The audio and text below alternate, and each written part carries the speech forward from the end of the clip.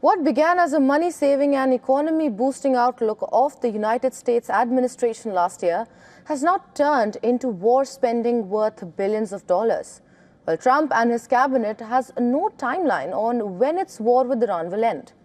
As each day passes, the operations, attacks and damage in Iranian retaliation keep adding up to the cost. US first attacked Iran in joint operations with Israel on February 28th. Well, since then, strikes and counter-strikes in West Asia have only intensified. According to reports citing Pentagon officials, the first week of US strikes in Iran have cost Washington over $6 billion. Others say that this war is costing American taxpayers as high as $2 billion every day. But the administration's latest stance is that US military is still working to achieve its goal in Iran. Washington says it wants to decimate Iran's missile and military capabilities completely, but has no timeline on when that objective will be achieved. The domestic pressure and discontent among Americans hinges primarily on the trickle-down impact on pockets of regular people.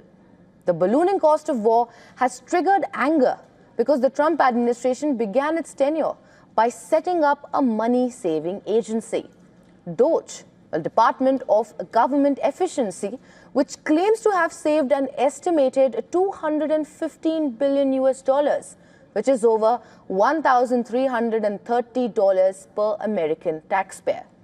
Billionaire Elon Musk was the face of DOGE. The department in its first few weeks itself drew IRE for mass layoffs, which affected thousands of interns and employees, especially under the diversity program which the administration shut down.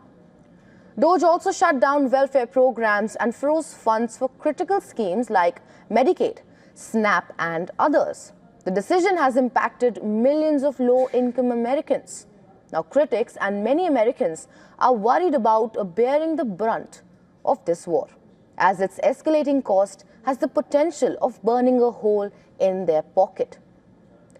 The angst has further been compounded by a global fuel crisis, which has stemmed from a president whose entire election campaign was based on anti-war stance and economic growth.